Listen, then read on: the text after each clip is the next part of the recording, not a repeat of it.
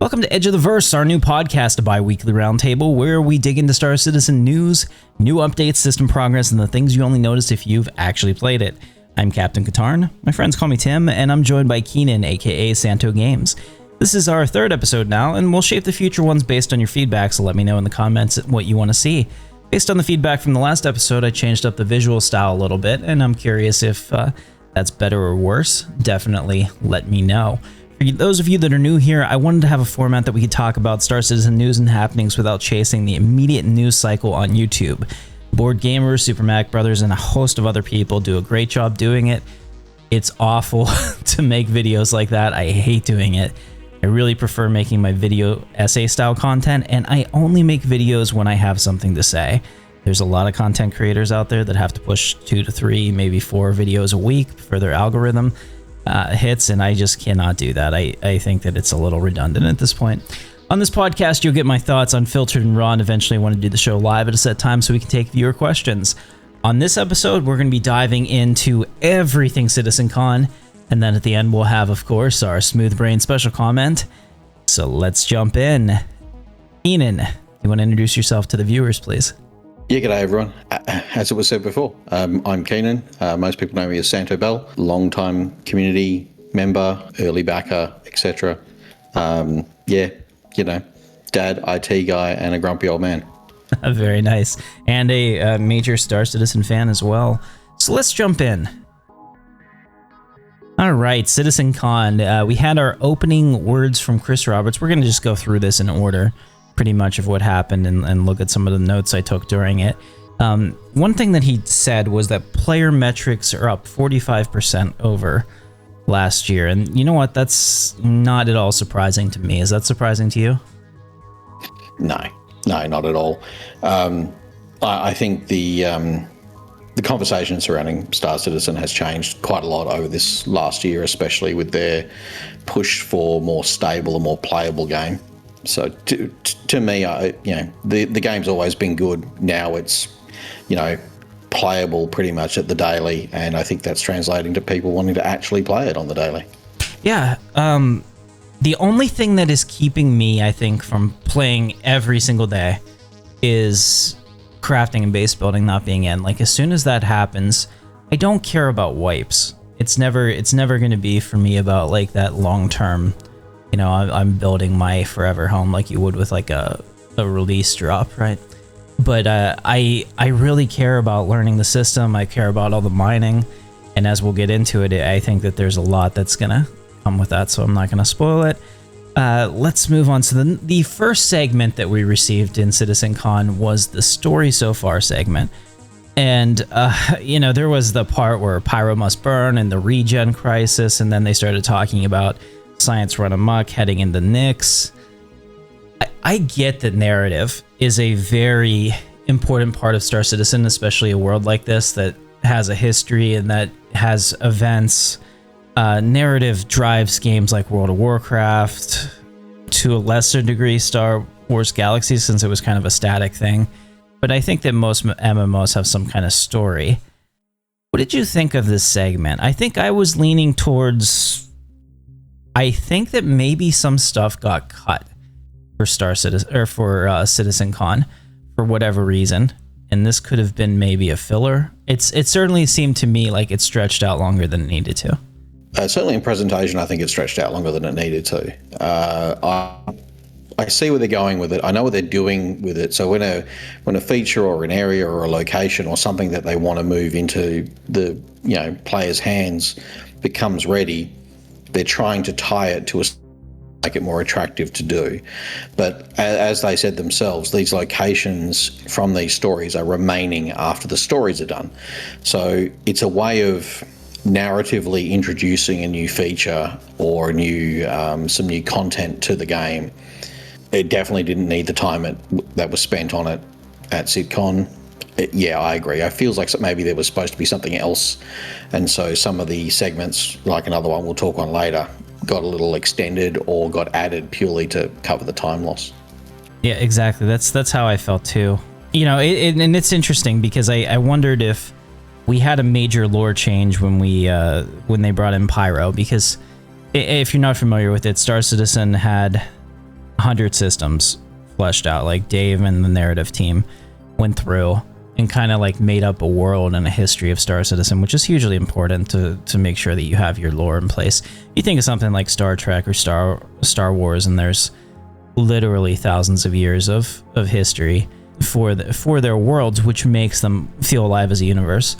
And I thought, oh man, so I bet that we're talking about this so much because they changed what Levski is, or like something about the People's Alliance. But it turns out that that's not really the case. I didn't get that. It seems like that's pretty static. Like Pyro had the change because what they had envisioned Pyro being in the gameplay that they were going to deliver for Pyro were not the same. So they made that pivot. But do you think that Levski kind of lives up to the way you remember it and what we knew about it? Very little's changed with Levski. I think it's Pyro 3 has changed to that livable location, because the whole point was there was nothing livable in Nyx. In Nyx 3? I also Nyx 3. But I think that's always going to happen. They're going to want to bring in other tech. To me, Nyx 3 feels like a test bed for Terra. But yeah, Levski itself, the location, both visually and the way that they've talked about it, it's almost not changed at all. So it's pretty much exactly what it used to be. 100% agree. Yeah, and speaking of that, we'll get into the Genesis section in the future. But I personally want to see more breathable planets. I get it. It may not be, quote, realistic, but if it was realistic, I mean, we wouldn't really have very many breathable planets at all in the entire game. Yeah, I don't want to be wandering around with a bubble helmet on constantly. Yeah, that's exactly it. Like, if you saw my video about my everyday carry, I'm very interested in dressing like a person. Like, you watch Star Wars, you watch Star Trek, you watch any, Firefly, you watch any of the major sci-fi shows, and people are not running around in spacesuits unless they absolutely have to. And that makes sense. Like, I'm not saying that you can't be an armored up, Mando adjacent character if that's your thing. It's just like, I want to be able to put a base down on a planet that's not only beautiful, but also safe to stand outside. And I hope we see more of that. All right. So the story so far. I think we will. Sorry, I think we will. It's the reason there's suit lockers in ships. Absolutely. The gameplay is expecting you to be prepared to do something, but not necessarily walk out the door in that something. Otherwise, what would be the point of having the suit locker? The only reason you would take that is if you're going to go somewhere irradiated or too hot or too cold.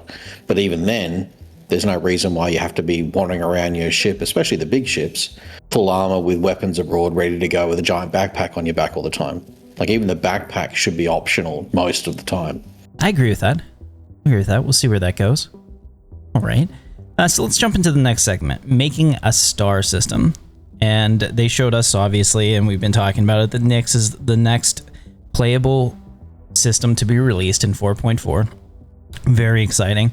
Actually, I have to be honest, I was a little bit disappointed that Nyx is not releasing in a, quote, release state, as in, like, having all of its content done.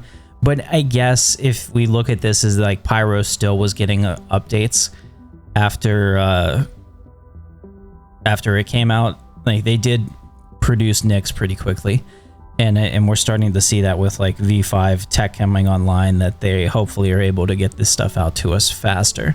What do you think that Nyx brings to the verse? What it brings to the verse? I mean, other than the obvious that it's a new location, I think it allows them to bring in a test bed to bring on a lot of the new tech, a lot of the new biomes. It gives a somewhere in the middle location. It allows us to get a taste of, the sense of danger from the Vandal and things like that, which I think is important for the build-up for Squadron. Mm-hmm.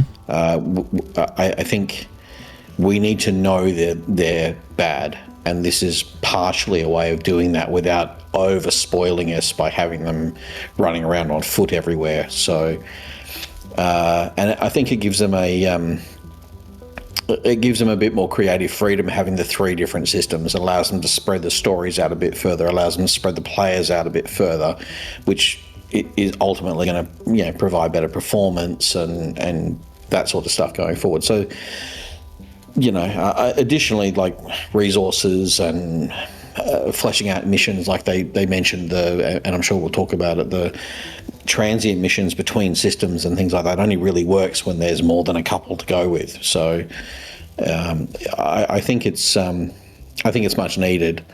Yeah, I mean, like that's sort of where it is. It would have been nice if it's going to have a little bit more, but I think, yeah, like you said, like with Pyro, we're going to release it, and then over the next 6 to 12 months, it will become fleshed out, sort of almost in time for the next system to roll out. Yeah, I'm hoping that they're working on systems in parallel. I can't possibly know their inner workings or plans, but that's obviously my goal there. I think it's going to change the verse in the short term significantly, because we had Stanton, right, for the longest time that was supposed to be UEE space. Then we had Pyro, which is supposed to be dangerous, and I have a video on how it doesn't feel dangerous at all. So maybe at some point that'll change. And now we have Nyx, which is also not really a UEE system, right? It's kind of like a Final Frontier. Now they did compare it and saying it's more like a place where people live away off the grid from the UEE. So like you're kind of like a conscientious objector to everything if you live there, which would also mean that you wouldn't get the UEE protections that you're supposed to get in a system like like Terra or maybe even Stanton. So I'm curious how that plays out. I think that they're trying to market it as like different than Pyro, but I'm not 100% sure it really is, because it's going to be the players that necessarily bring that danger. Sure, there's going to be vandal attacks, but I guess it remains to be seen how the actual feeling of the gameplay is, and I think that I'm looking forward to that a little bit. Like I said, that the game is going to change a lot, because when I think of Star Citizen and the UE Empire, I think of stability. But here we are, 2 or 3 systems right now, just because of the way it happened to be built out, that aren't that. And then I've talked about this in many videos. I'm always waiting for that next step in the law system to give Stanton the feeling of being safe, and to subsequently make the other places feel dangerous. Let's hope. One of the big swings and misses that I had was the whole bounty hunting 2.0 not shown. So that's on me. But go ahead, Keenan. Yeah, I mean, I agree. We will see these places become more as described as other systems come online. So as new security systems come online, as new law systems come online, as bounty hunting comes online, then places like Stanton will feel safer. There'll be more protections, there'll be more, etc. As the other, like, I'm sure we'll touch on it going forward, but they mentioned instancing. So that's one of the things that will start to make things feel safer, not safer, I believe. So I think Pyro, for example, will have very little of that. So everybody is going to be on top of each other. So inherently more dangerous. But I think the more lawful systems will start being pocketed a bit more, a little less. It's not going to be impacting the freedom of what you do or where you go, but I think you'll find that it'll be a little more controlled. Gotcha. For sure. I think that makes sense. Well, let's talk about Levski. So they showed us the reworked version of Levski.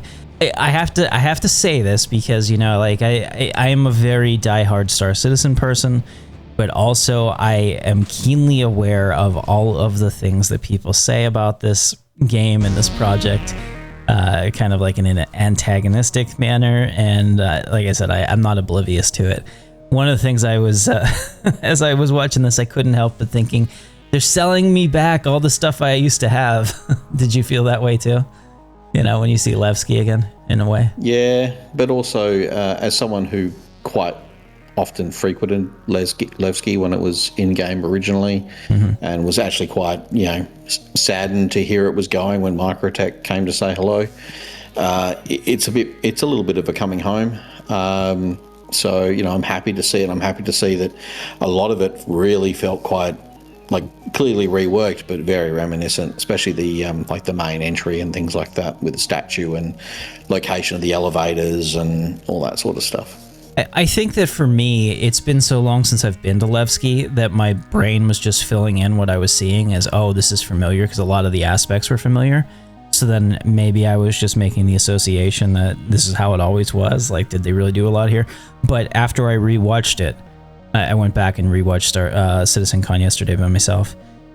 I could tell, not just on the outside, but in the inner station parts are what I'm really focusing on, how much they've changed it.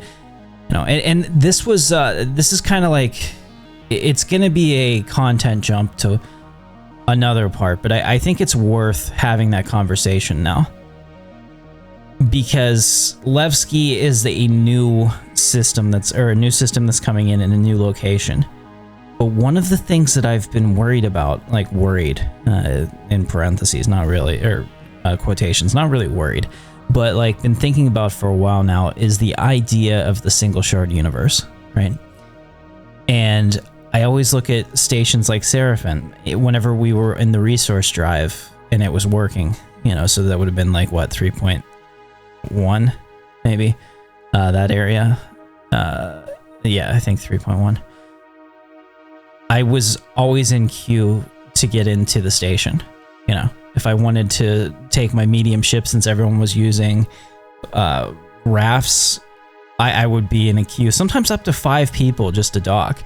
And I was just thinking about that. I was like, if this was truly a single shard universe, this station would need to be 50 times bigger, right, than it is right now. You were very lucky if you only had 5. I think the worst I had was a 26 ship queue. Yeah. In the middle of that. Yeah, I mean 100%. It was pretty crazy.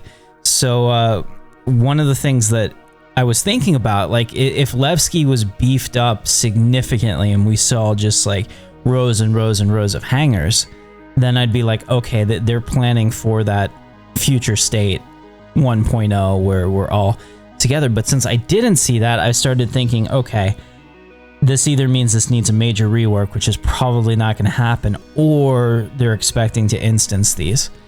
And I'm not sure if I open instances. Yeah. So I mean, we'll talk about that. But that was one of the main things to me. Once they started showing this, I thought to myself, okay, this will, that low key, this will determine the way that the game is going to go in the future. And I don't know how many people were thinking about that at the time. Not saying that I'm smarter than everyone. I was just doing my own foreshadowing to the big announcement later. I never expected it to be anything but the way it's going. Yeah. From the moment they settled on the station sizes and the landing zone sizes, it was always going to be something like this, because to support the players, they have to implement those sort of features. Otherwise, there needs to be 20 different landing zones on a planet, or then otherwise you're not going to be able to support everybody, or you're going to be waiting for infinitely in a queue in a game that already has enough waiting. People won't play.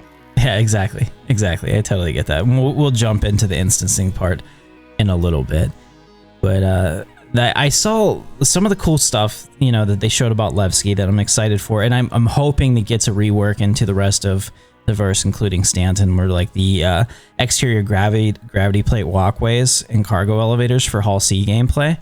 I think that's hugely important. That needs to come to all the stations. Would you agree with me on that? Oh yeah, that's the idea of being able to traverse the location by literally sort of stepping out off a grav plate, EVAing over to the next grav plate, and then going in that way and things like that. It's just more makes the place feel busier, makes the place feel more unique. But also, these grav plates will be elsewhere, 100%. This is the stuff that's going to be on player stations when you're building the stations, so that you can move around on the platforms while you're constructing player stations. It's going to be at shipyards. It's going to end up tracking back through everywhere. Again, like I mentioned before, Nix is going to be a bit of a testing bed, I think, for some of these new features is the wrong word, but like the new tech. Right. So yeah, like I was really happy to see that.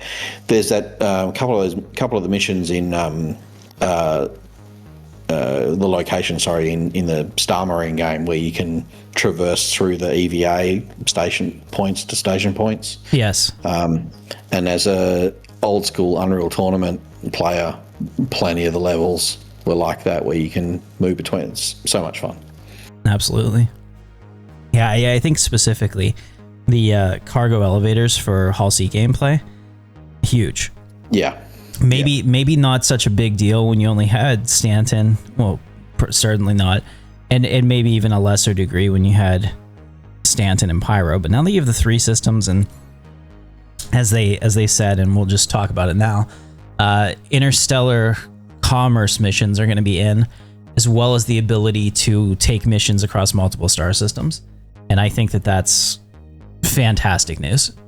Highly anticipated for me, and I think very much needed to make the game feel like a universe. Like I always talk about Star Citizen as a universe in my videos, or when I'm talking about it, and some people are like laughing. They're like, "What are you talking about? It's like a star system."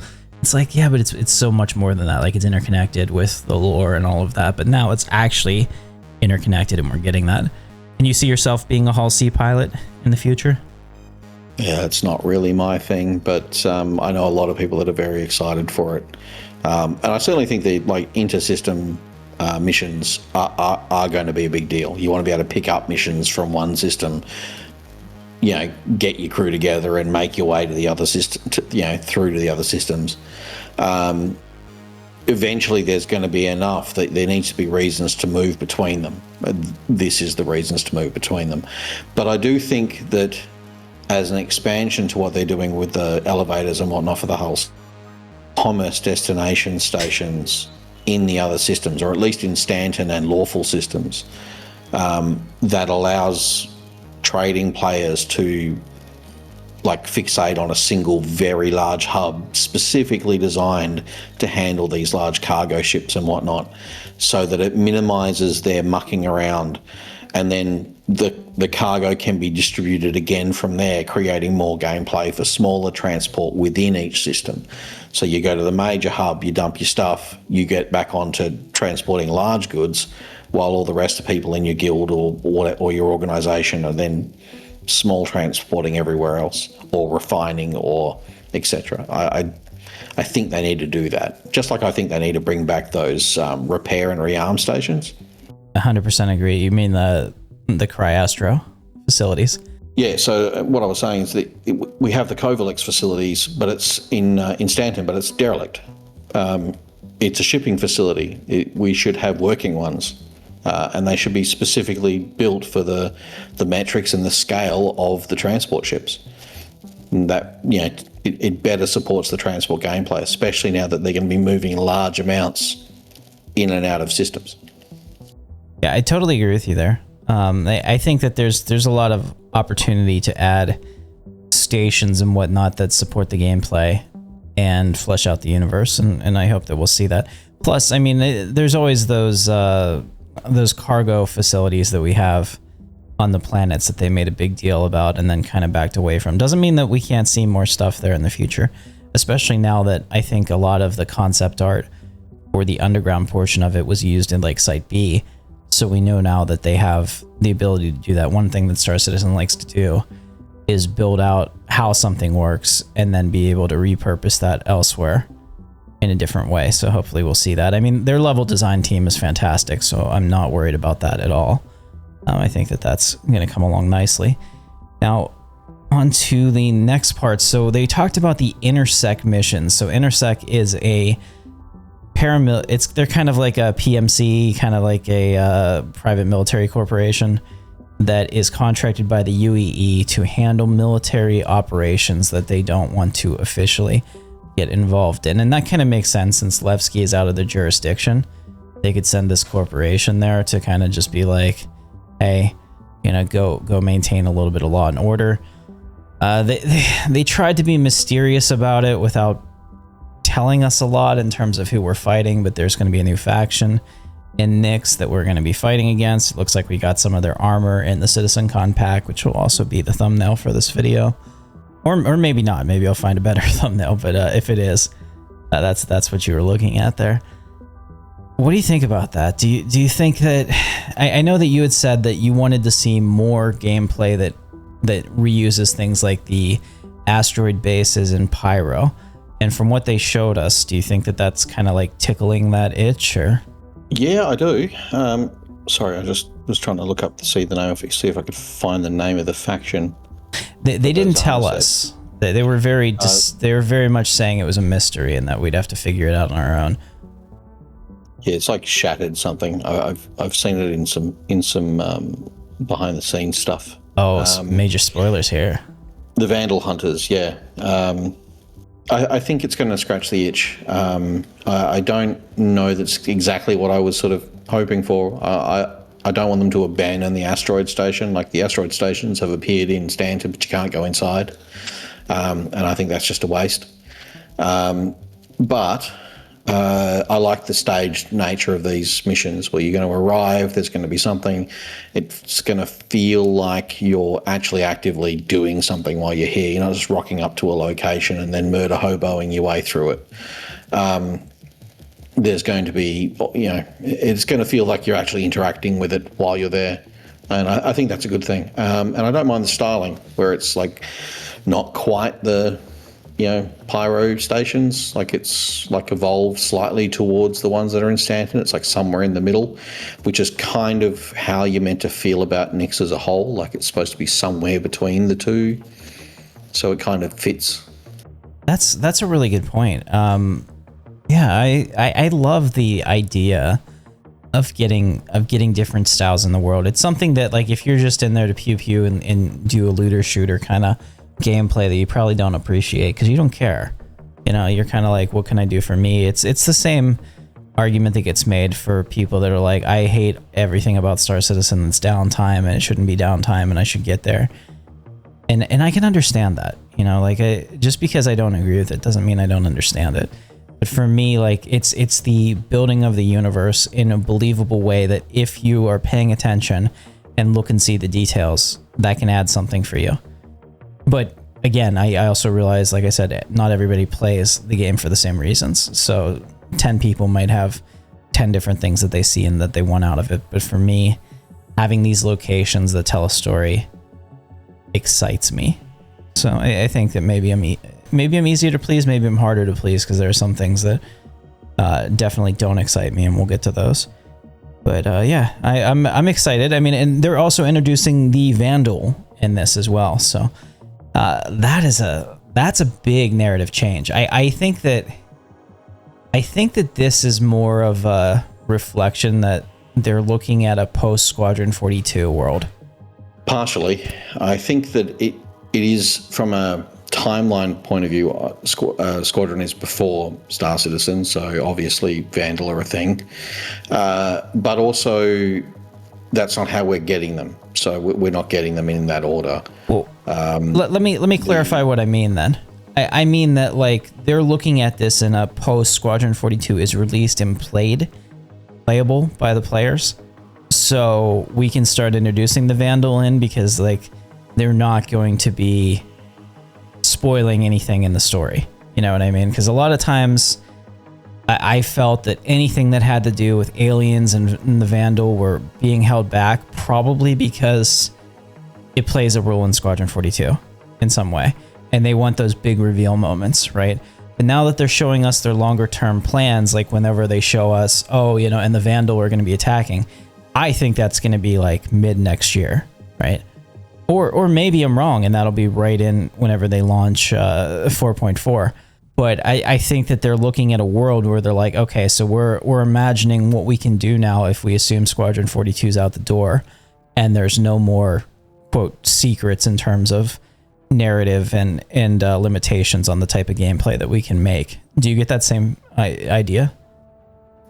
Well, no. They were specifically talking about this mission being one of the things that's going to be there with the launch of the system. So okay. These are going to be vandals attacking you while you're investigating this station as of 4.4. Some of the other stuff later, like that we're going to touch on later on, is down the track. But this is one of the things that they were saying is sort of a day one thing. It's the reason. I do agree with you though. It is the reason why we're getting vandal ships, not vandal. We're not getting them storming the station. We're getting evidence that they've been there. If you watch the playthrough, you can see one of their boarding pods and all that sort of stuff sticking up out of the ground. But we won't be fighting the vandal. And I actually think it's the reason we're fighting vandal hunters is because we were probably supposed to be fighting vandal, and they've decided that with Squadron coming, they want that sort of to be Squadron's thing first. Okay, so different perspective. So you think that if they could, just based on what you're seeing, you're thinking that if they could have done it narratively, that they would have had pockets of vandal in Nyx that we would have to deal with as like a constant presence, like an actual established presence, rather than the kind of like the raiders on us type of deal. Okay. Yeah, and I think we will eventually get that. Like they mentioned, you know, one of the things that's going to be unique about Nyx is that if you sort of face yourself towards the sun, if you like, and move towards the blue light, the place is going to be a whole lot safer. But then if you turn around and look towards Vandal space, which is that red cloud that you can see in Nyx, things are going to get a little more rough and tumble and eventually become very, very bad for you. And I think that eventually that'll lead to Vandal on the ground in the Nyx system. But I don't think that's going to happen until after Squadron. Totally get it. All right, let's transition into the next part. And for me, this was probably the most exciting part of the entire presentation.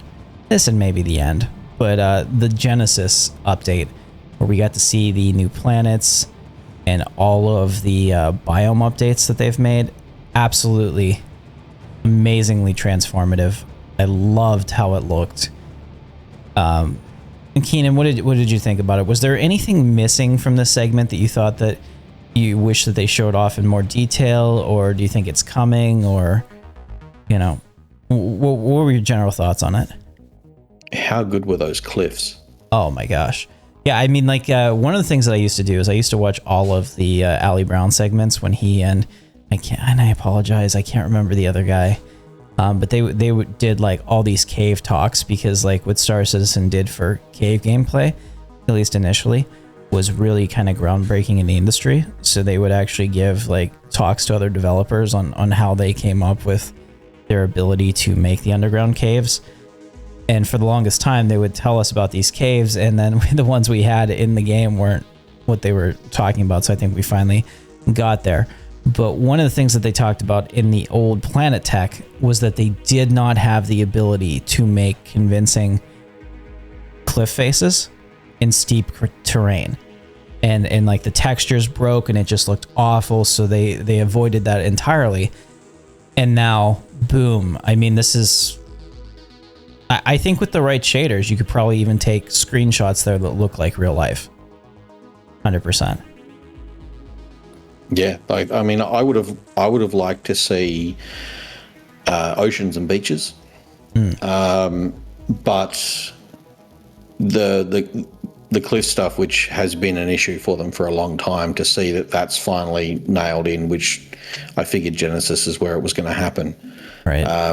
Because it just gives them more direct control. But I mean, Genesis is more than just height maps. It's you know, a whole physics system based on reality.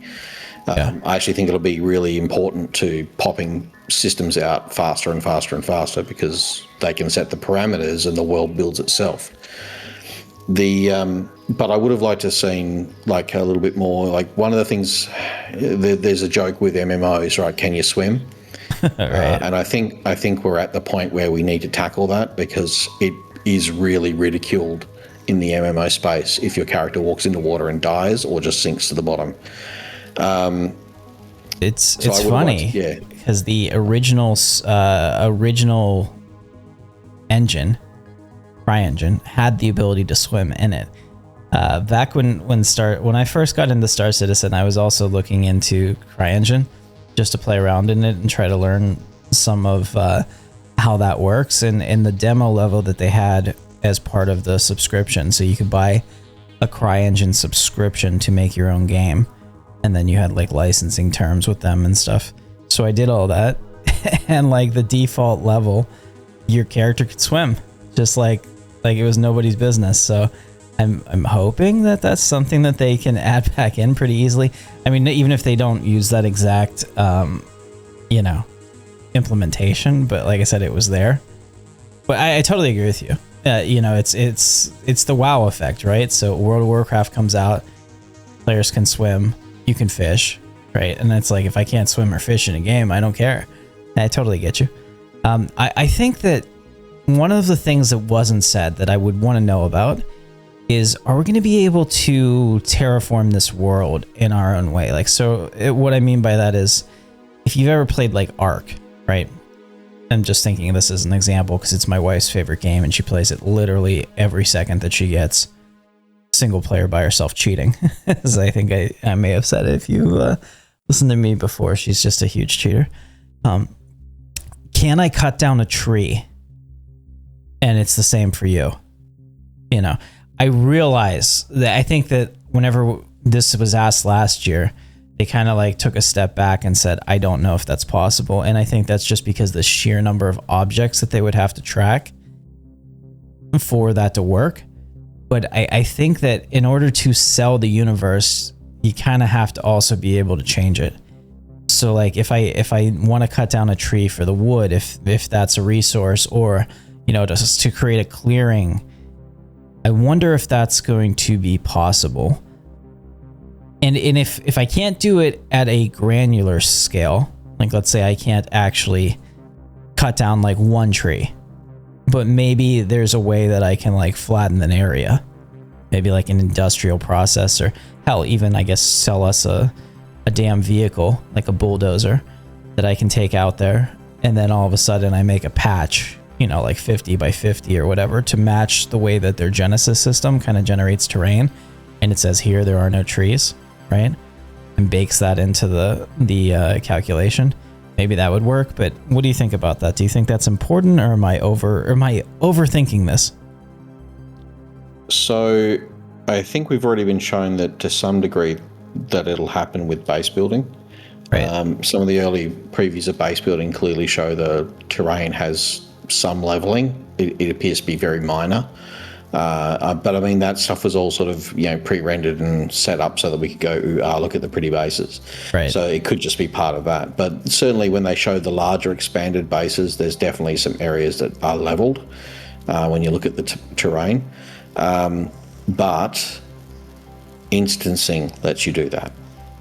Yes. So when you place your, 8K by 8K land claim down, which I cannot wait to do, by the way. You now have created an open instance in the world so that you can make changes to that instance, because as people approach it, that change then streams in. It's not part of the larger world anymore. It's stored separately. So changes can happen when you're talking about instances. It's one of the other reasons why instancing is really important, that people just completely confuse how instances work in games.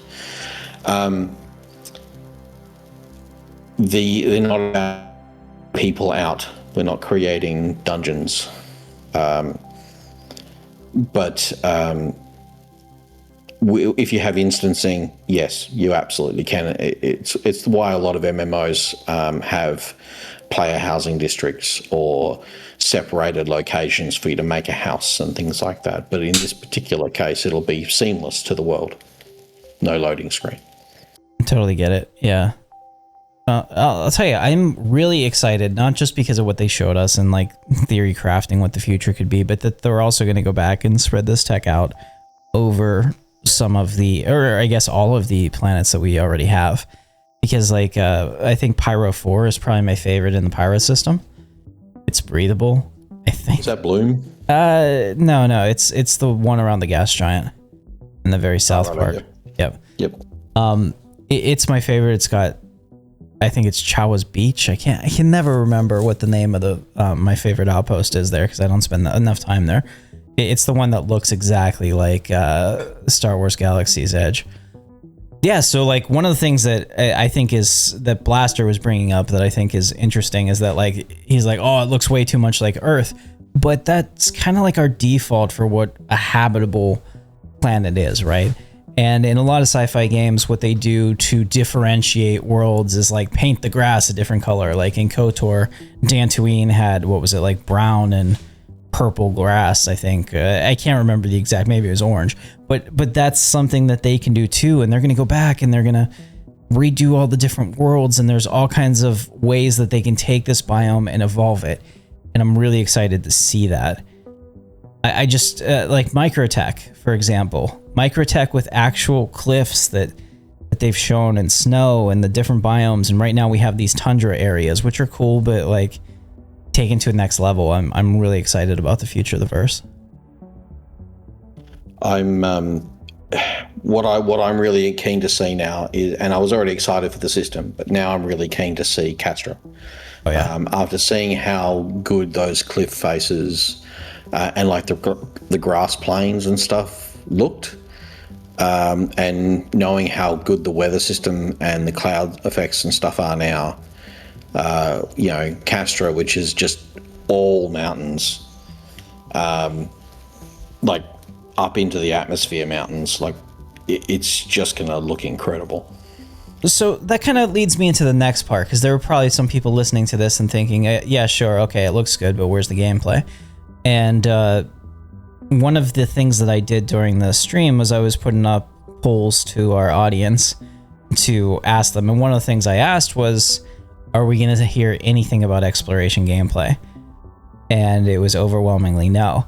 But one of the things that they said during during CitizenCon was that finding hidden places in the world or resources or that spot that you want is exploration gameplay.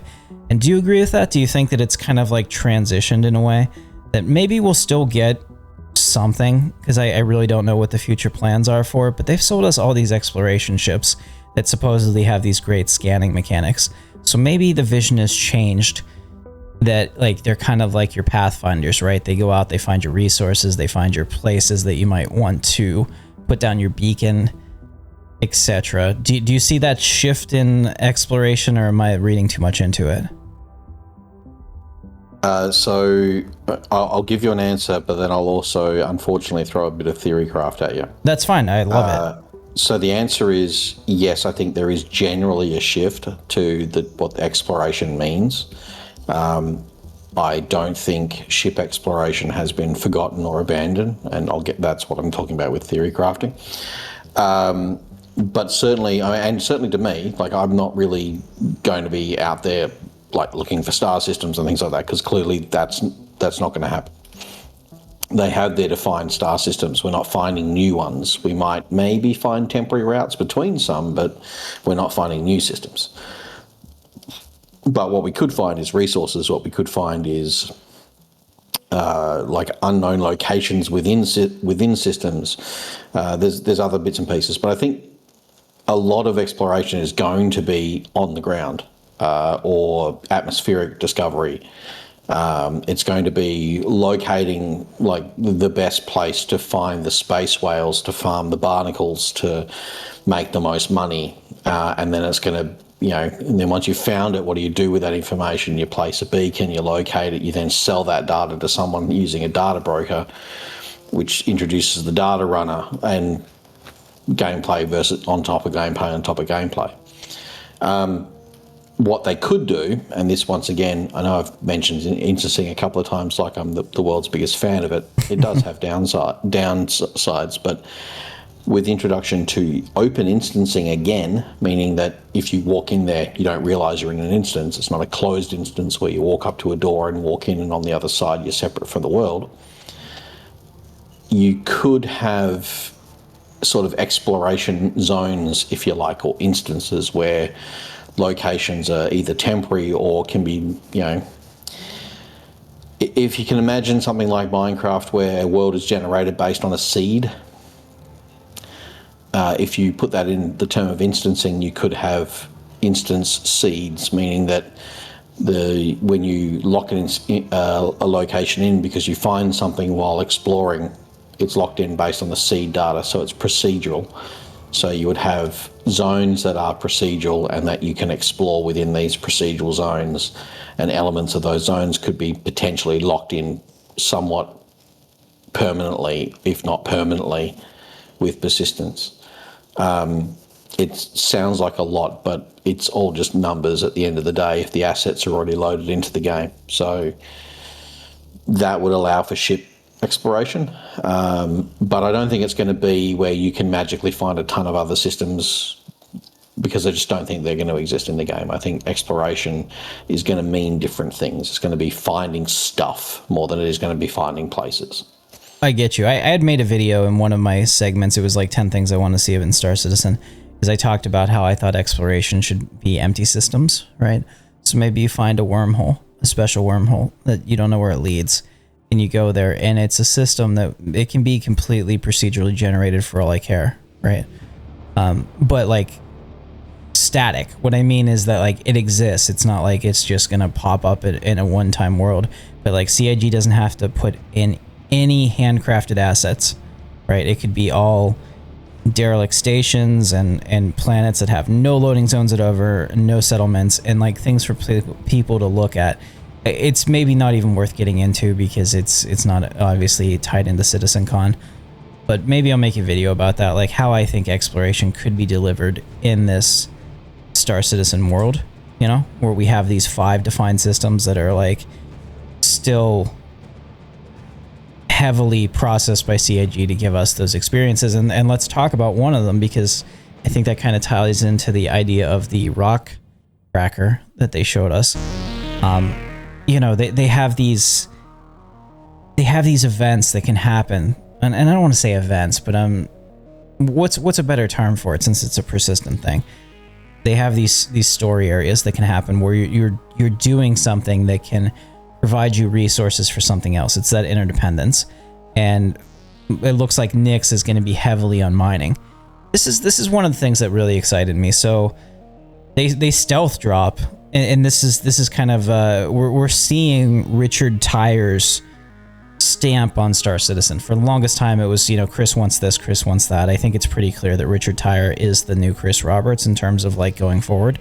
He's going to be the person that pushes the design. Sure, Chris is going to still have final say, but like he seems to be like the COO in a way, just to take a corporate thing that he's the one running the day to day and like telling them, like he said, the patch has to go out every month. It's like whatever we have, it goes out. And by holding back what they're working on, we can't be as disappointed. Like we're upset that mining or engineering isn't in yet, and all that, because we know about it, because they talked about it, because they hyped about it. But like I had no idea that salvage change was coming to this patch, and salvage is now in a position that it's pretty much aligned for what 1.0 and crafting is going to be. So that's great to see that like in one point patch they were able to boom, here's your salvage gameplay, and that's cool. And it looks like we're also going to flesh out mining. I've always thought that mining was pretty close to final spec, and then here we can see that mining is going to get some work with Nyx too. So then that's even closer to everything that we need. So if we think in terms of base building and crafting, the first thing that we need are resources have to have quality levels, right? And they showed us at CitizenCon that that's going to happen with some of the mining changes. They may, I'm not sure if they're deviating from what they told us last year. The guy that did the presentation on crafting was also talking about mining, and he said that it was going to change, that you were going to find a rock, and instead of like it is right now with multiple different types of resources in that rock. You're going to have like iron rocks and whatever, and it was all about finding the right amount of or the right quality that you wanted to crack. But when they showed us this, it was kind of like the current system, which is a little more in depth, where you have to like crack the rock and try to get the percentages, and good cracks will give you the best thing that you're looking for, whether that's like dolomite or whatever it is. If they're moving towards that new system, I think that's pretty cool. I don't know what further changes are coming, but I guess the bottom line is I'm super excited about mining, because that is like the industrial profession that I want to own, so to speak. Like I want mining to be one of the core things that I do. I have all of the mining ships for the org. I have put all of my money into industrial gameplay, because I think that is really the way forward. I don't know if I have anything that I'm saying with this, Keenan. Help me out here. Yeah, like it's. I think I see where you're sort of going with it, but yeah, I agree. It's like the changes to salvage, yeah, was just random. Didn't expect it, and then all of a sudden, boom, the patch is out, and salvage was the focus, which completely threw me. I'm primarily in combat missions and combat stuff these days, so although salvage does intrigue me a little bit, I'm more interested in mining. I'm more interested in crafting. The one industrial thing that I really wouldn't, I mean, it's miles away, but I'm kind of really actually interested in it, and I would be really interested to see where they want to go with it. Is many moons ago, one of the options was going to be R&D, and I picked up the Endeavour specifically for its science and technology pods. So I'm curious to see where that's going to go. But as far as, it's expanding the mining into a sort of a more 1.0 sort of focus thing. I like the idea of these sort of, break a thing and then you get access to better things. It's sort of more involved than just, knocking on rocks for no reason. It does invoke a lot of additional gameplay, like you're going to have people protect you, help you. It allows players to collaborate, which is always a good thing. It looks really cool. The rock cracker stations look amazing. I think that one of the things that we brought up that I don't want to forget about was during the stream, you'd made this point, and guy in the Eames chair, I don't know if you remember him, the guy that had the videos that he made showing his knees, essentially talking about Star Citizen from the perspective of a whale. He also said this, that like Star Citizen is lacking a lot of the features that MMOs have now, that have been like pioneered over the last 20 years to be absolutely standard, like group finder, for example, like being able to put together a group through the game with people that you don't know to go do a mission in the game or to do something like that. And certainly with the last part that we'll talk about, I think is necessary. But for something like Rockcracker, I could also see that being a good opportunity for them to introduce some type of like group finding mechanic, because there are a lot of solo people that want to still play Star Citizen. I think that Star Citizen, unfortunately, or fortunately, depending on your perspective, is one of those things that you can only get the best, the best in air quotes experience if you play it with a group. A group of good people will just provide you endlessly more fun and content, in my opinion. But it's totally possible to play it solo, with the exception of things like Stormbreaker, right? Probably the Hathor facility. Good luck ever getting that done solo, although it could probably happen late at night on a low pop server if you get super lucky, right? This new rock played a couple of times. Yeah, this Rockcracker event, like there's just so much out there that it requires a group, and there are so many people that maybe don't have orgs or don't want to go through all the bullshit of trying to build a friend group in the game, and I get that. So maybe like the pickup group system is something that we need. Do you agree with me that that's something that needs to come sooner than later? So I would like, sort of. I'm not. I'm one of those weird people that kind of liked MMOs before they had group finders. But what I think would be a reasonable scenario would be like we've got the mission on location system, right? So if you had a way of flagging a player as wanting to do group content, so like available for group content, and you enter a zone where other people are also like flagged for that option, there should be a way for those people to contact each other very, very easily. So if someone's at Rockcracker and you rock up to do it and they're flagged for cooperative gameplay, you can click a button and join in with, send a request to join in with their group kind of thing. I think something like that, where it's proximity based. So when you arrive at a location, it's kind of like, hailing everybody out there saying, is anyone at the facility? Can I come and help kind of thing. I think something like that would be a good way to handle it, rather than just like a massive universal group chat kind of thing. I think we should be trying to focus on location-based communications and social systems. That brings me to one other thing I want to say real quick. I apologize for cutting you off. As far as what you're talking about, like localized communication, I think that I'm going to make it a rule for our org, just like as a general guideline. Like if you talk in game in Star Citizen, there was a time when it would put, whenever we first got voice over IP, if you were talking in a channel, it would put the helmet comm effect over your voice. And I think that is so freaking immersive. It's amazing.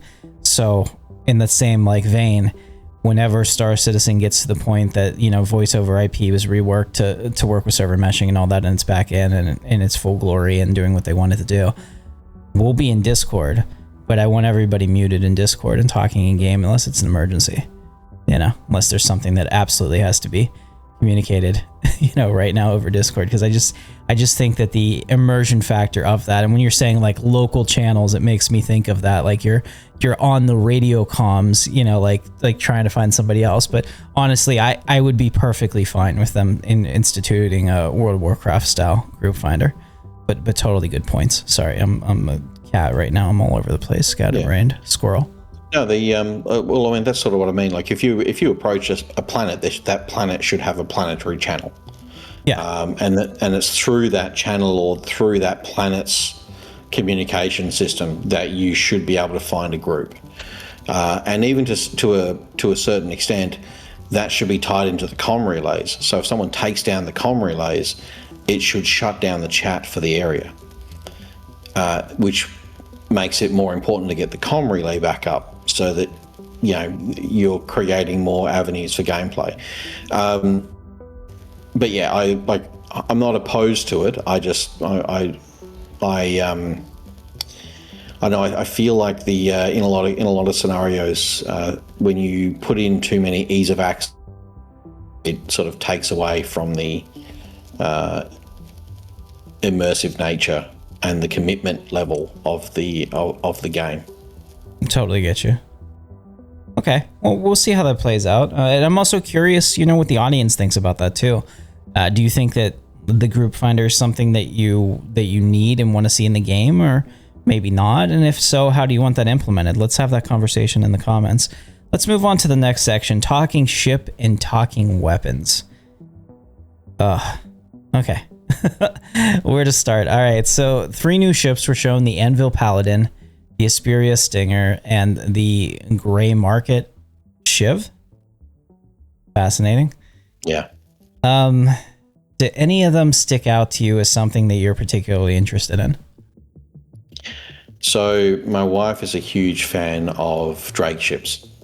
And I deliberately got hold of the Shiv so I could show it to her. Okay. And her words exactly is, "What did you do to my baby?"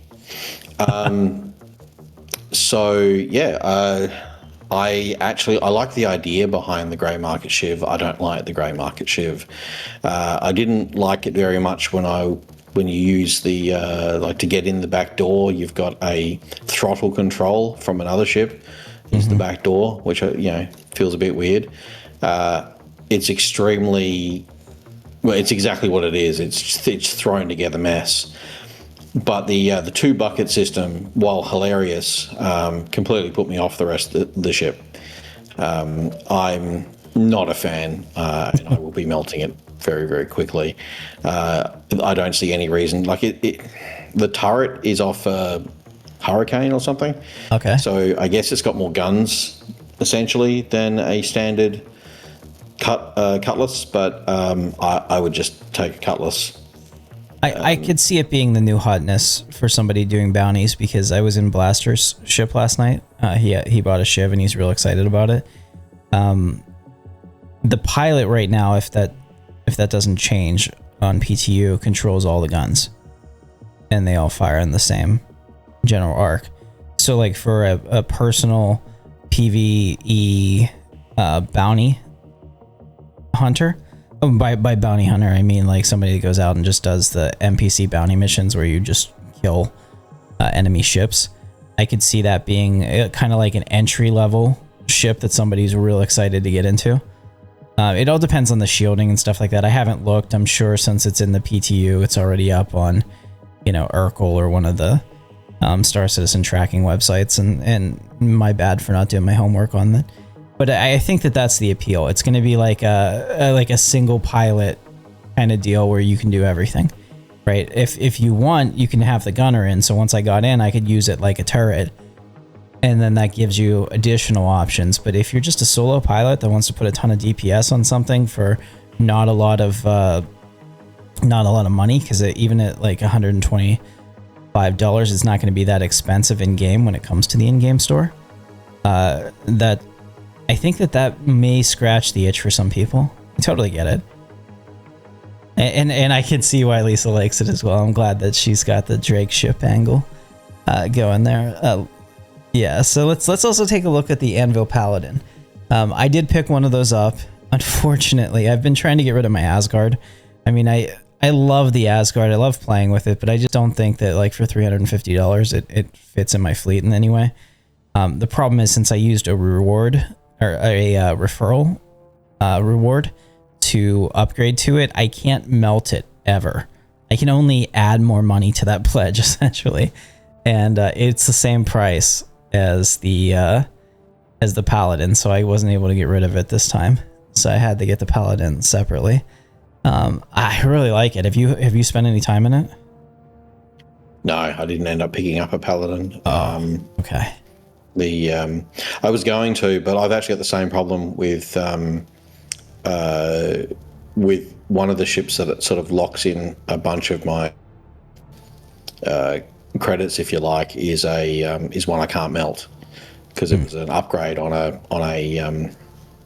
referral from ages ago. So it's sort of stuck what it is. I'll probably pick one up. I grabbed the Shiv and I grabbed the Vandal, the Stinger, to see what they're like. The Stinger's actually pretty impressive as a heavy fighter. Right. I see nerfs coming in its future because that size 5 plasma cannon is a bit overpowered. But so you picked up a Stinger. Okay. Yeah. We'll have to take a look at it. Right before the game ate my entire inventory. Right. It's certainly strange, and it's not got a gold pass, so there's no, like, you can't access the components. At least I couldn't figure out how. If you can, there's fuse boxes, but that's about it. I'm thinking that maybe on those ships you can't by design.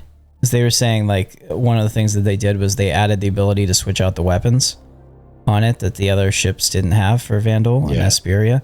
So I'm thinking that, like, whatever components it has are bespoke and, like, not reachable.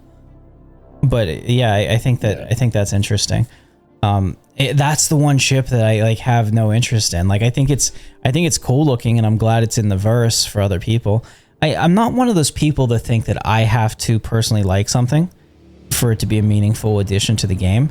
And there's a lot of people out there that like tend to look at the world through that lens of, oh, you know, this patch didn't add anything that I care about. Star Citizen sucks, or Star Citizen isn't making progress. That's not how I see it. You know, like this ship and, you know, the type of gameplay that unlocks for somebody, you know, is cool. I have no interest in Vandal stuff. I have no interest in alien things in this game. And that's me. So I won't be picking one up. I might do a review on it eventually.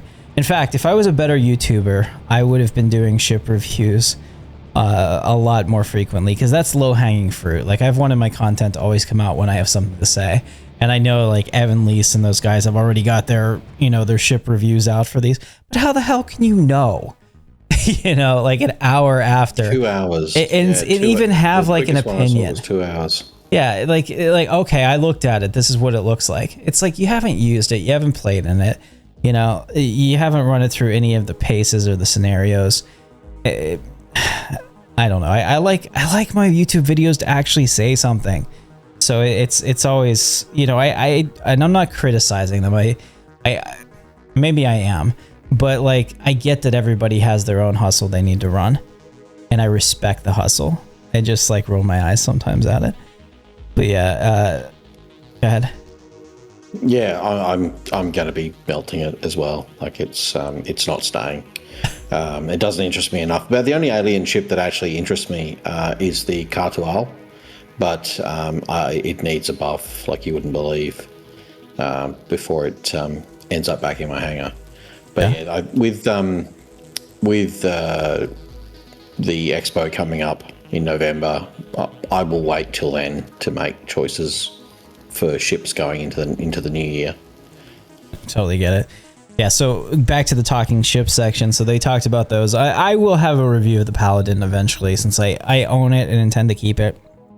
I'll just tell you now, I like it. I was playing around with it. I'm very impressed with it. I think the layout is they've packed a lot into it for what it is. And I think that genuinely it works. So does the pilot control the like if you don't have a gunner, what weapons is under the pilot's control? The pilot gets the 2 side weapons, so that's 4 whatever they are. 4 size 4s maybe. And or maybe size 3s. I don't know what the size is. I don't have it in front of me. But the pilot gets the 2 side turrets that shoot straight ahead. And then you can actually have people in each of those. So let's say I have a crew of 3. It's me, the co-pilot, who takes the main turret on top, and somebody else down below that takes one of the side turrets. The pilot would get that other gun in a straight ahead configuration. Blaster and I tested all that out last night. It was a pretty cool system. But if you have 4 people, you know, you have potentially a better option. It's one of those things that a lot of times people say, oh, I don't like a ship that doesn't have a pilot-controlled weapon. But if you're actually doing combat pilot shit and trying to avoid and roll and, you know, and do all of that, having dedicated gunners is cool. The only thing is that it remains to be seen, I guess, how like the armor is going to work with it, how it actually works in practice. Can it take hits? You know, because you can only ever cover 3 of your 4 quadrants at once, because your 2 side turrets give you essentially always coverage on the 2 sides if you have people in it, and then the top turret can do top or bottom, so you always are vulnerable. And I think that that's where having a good pilot that can consistently roll the threat into the coverage zones for your you know, for your turrets is a skill. It's probably not a skill I have. I'm not the best pilot, and I've come to grips with that recently, that I'm probably never going to be. But yeah, I was just thinking about it. Like, it's the kind of ship that makes sense that the pilot wouldn't have a gun. To me, like, they have one if there's nobody there, but again, not having one doesn't seem to be a big deal if you have all those turrets up. I think that that's actually cool gameplay. And what's really neat is because the top turret moves up and down, like you can do strafing runs on the ground too. Like you can come in and just absolutely devastate a base flying over it, like in planetary atmosphere, right? Or, you know, however you want to do it, or you can be in space. There was a lot of flexibility there that I saw, so I did like it. Now let's talk about the next section, talking weapons. I said this out loud during the segment. I was like, man, this could have been an Inside Star Citizen. And I think it was. And I think this is one of the things that we were talking about at the beginning. It just feels like a section had to get cut. Do you agree with me? I do, yeah. Yeah. I actually think that the talking ships section was also part of what didn't need to be there. Well, that is a tradition, though. I mean, they always had a ship panel every year at CitizenCon. Yeah. So yeah, but I we get didn't that. need to see the ships that we already knew were coming in. Right. I think it could have been a way of sort of giving us an idea of ships coming next year, which is usually what they do, rather than what's coming in the current patch. Right. Well, last year they kind of moved away from the traditional IAE with, Jax McQuarrie, and had those like week-long ship panels, right? And I think that maybe they're gonna push towards that again, where like the IAE is all about ships, because that's what they celebrate during that time. So we're probably gonna have those sit-downs with John Crew, and we're gonna talk about what's coming in the next 12 months. I would have liked to have seen it here, but since I'll get it next month, I'm not that upset about it. You know what I mean? Yeah, that'll work. Yeah. But yeah, like the talking weapons stuff. We didn't really need to have it in this. I mean, they have the weapons, though they're actually very good. But they didn't really need to be part. They felt like filler. Well, the binoculars are the things that I'm most excited about. A lot of people are going to say that AK style gun, and I agree, it is cool, and I definitely like that they're, showing things like the springs and all of that. It's firearms are something that I like personally got interested in quite a bit recently, and have been like going down that. I watch a lot of Forgotten Weapons and stuff like that, so I love how they come apart and everything about how it works. So kind of seeing that in the game is neat. But binoculars are cool to me. Now I know that Wicklow review on it. Right. Now I know Wicklow has some, but are there other binoculars in the verse that we know about that are outside of Wicklow? At the moment, I don't think so. Okay. Yeah, so that'll maybe be something that I need to work towards. Exciting. It's little things like that, right? We're taking those baby steps. I don't know how it's going to be implemented, but it'll be interesting to see. Well, it's like the new armor. Like, we know it's in the patch, but where do you get it from? Exactly. Now let's talk crafting, because they showed a bit of crafting, and it vindicated me, because I made a crafting video. It didn't do well. I mean, and that's probably on me, because I wrote the script and I was really happy with the script, but like a lot of my videos, sometimes I'll start with a thumbnail or an idea for a title and then be able to flesh out my entire thoughts. But this one, I knew what I wanted to say. I wanted to talk about crafting, but I had no idea how to sell it to the audience, title and thumbnail wise, and I think that it was reflected in that. But they talked about crafting, how the first iteration of crafting is going to be a small scale implementation using gathered materials to craft weapons, okay? And how you can buy your crafting machines from Dumper's Depot. You can keep crafting machines in your hangar, put them in your ship's cargo area, which is freaking awesome. And that crafted weapons have randomized stats that are influenced by material quality. So that again talks about what I talked about before. But essentially, I'm not saying that I was a clairvoyant. I went through and I watched every single thing that they said last year in CitizenCon. I went through and I listened to any of the Star Citizen lives or Q&As with the team that was working on that in the last year, see if anything changed. So that video should be very accurate. And then on top of that, I put on the layer of SWG and how it's all related and how it influences this crafting system. So you can see that's 100% here. Like, that's a nonfiction video. There were a lot of dislikes on that video, which really, it always makes me laugh. Like, some of the videos I do are like not debatable You know, like some of them are like, I definitely have opinions that you can be like, no, I disagree. But like when I like show you like this is what they're doing and why, and here's how it works, and I get dislikes, I'm kind of like, oh, what is that about? But yeah, so like they'll have the randomized stats. I think that's awesome, and the blueprints and all that. Are you excited about crafting? Like even in the small scale, I think that I want it as soon as possible. And they said in the next couple months, so I'm thinking Q1 rollout, maybe faster. Yeah, I think we're getting a Q1 rollout for crafting. Yeah. And yeah, I'm actually extremely excited for it. When they introduce things like crafting, they're adding gameplay that you can work towards every day, which means, you know, more butts in seats, pick more people playing it for longer periods, which helps with metrics, which helps with everything else. It fleshes everything else out. But as a huge fan of the crafting system from Star Wars Galaxies and the way that craft, and then you had people that just happened to have, or not just happened to, but worked hard so that you knew you could go to this guy at this point and get the best thing possible on the server. That stuff's important, especially when you're trying to build a living, breathing kind of world. Yeah, no, I totally agree with you. Sorry if I cut you off there. You cut off, or you disappeared on my end.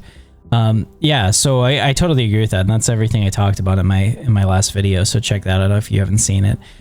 Just how the ability to forge your place in a non-combat arena, like crafting, and be like, yeah, I have gone out of my way to mine or acquire or whatever. My org gets all these great resources, and I craft, you know, like the finest level of guns that you're going to find anywhere. I think that that's really cool. And then the player shops that come with it, and building the reputation and all of that will be awesome. So this is, like I said, this is a first step, but go ahead.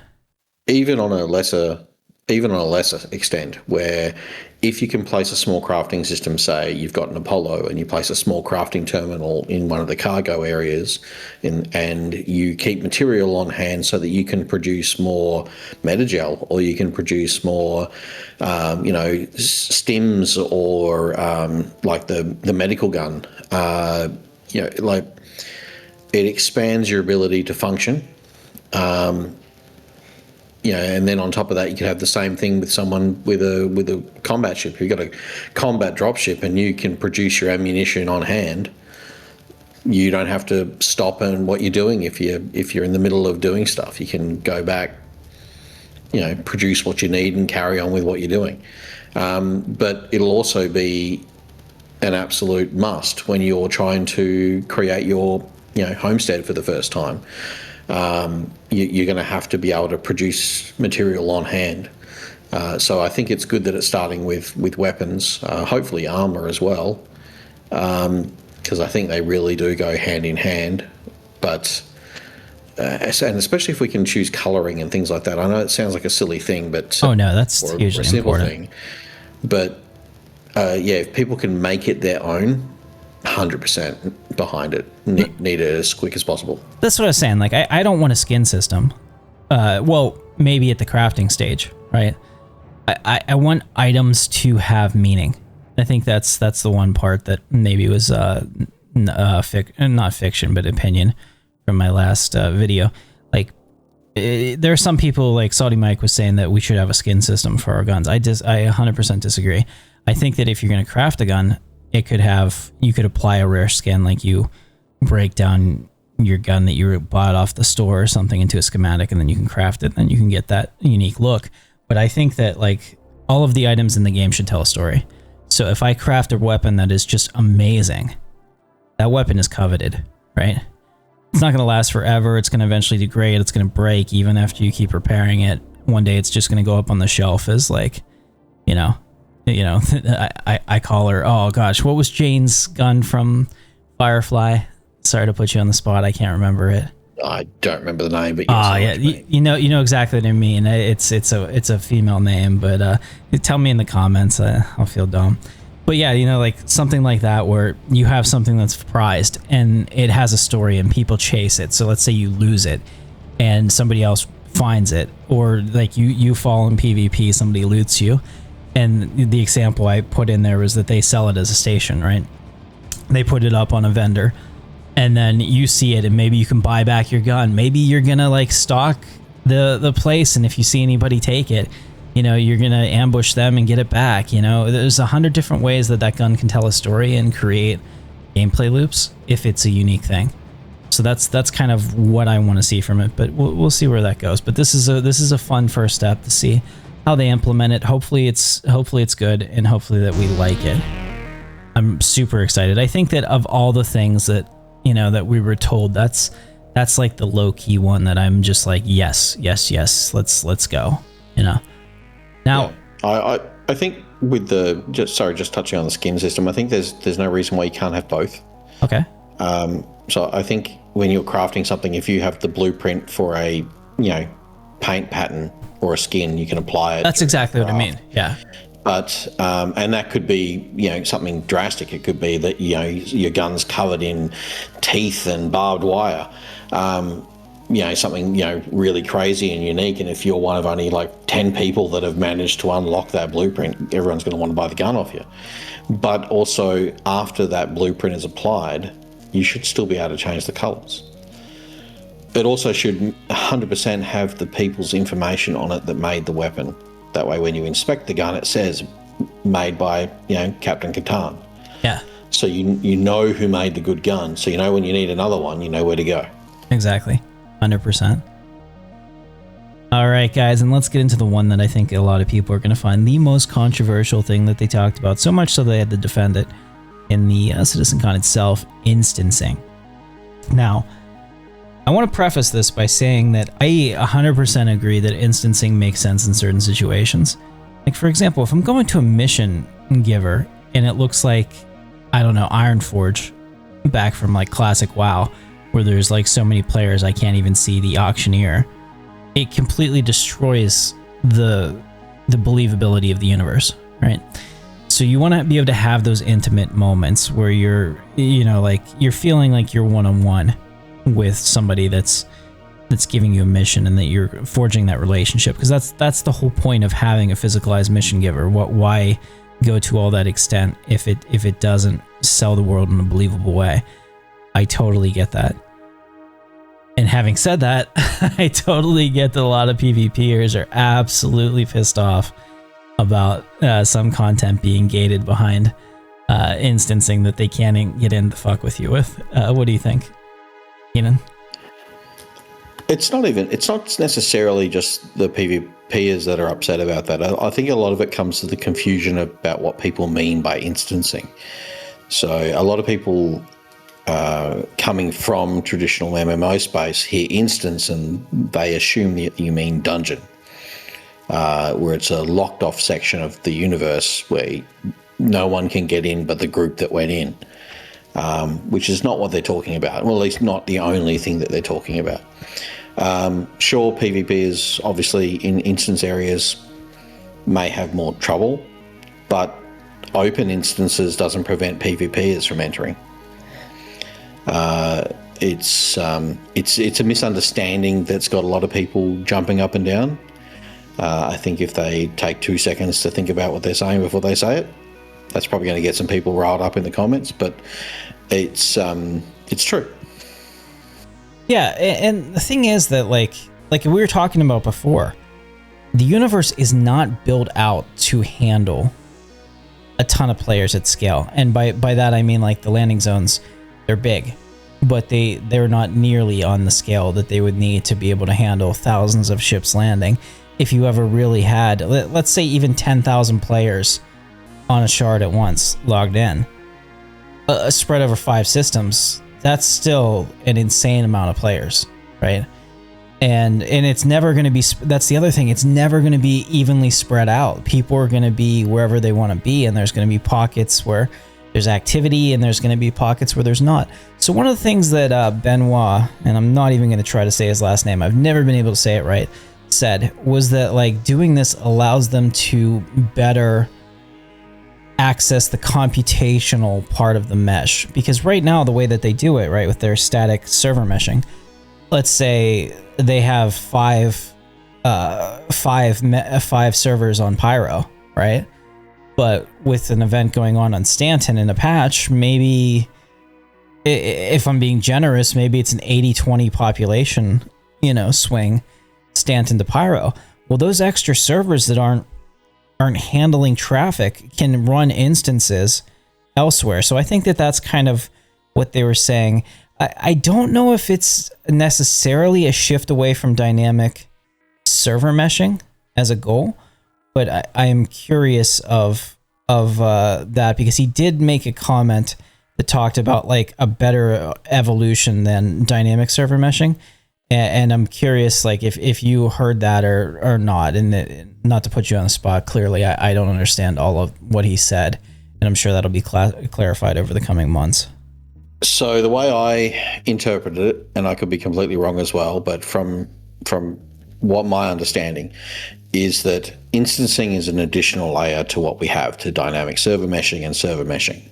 So we have our large open, everyone can access everyone area, and then some areas will be open instances and some areas will be closed instances. So an example of a closed instance is your hangar. Although, yeah, it's technically a closed instance. You need to be part of the group party or enter with the person that runs the instance. So like if someone gets in the elevator with you and you click on your button, then they come into your instance. An open instance is one where you can move in and out of freely. It's a bit like crossing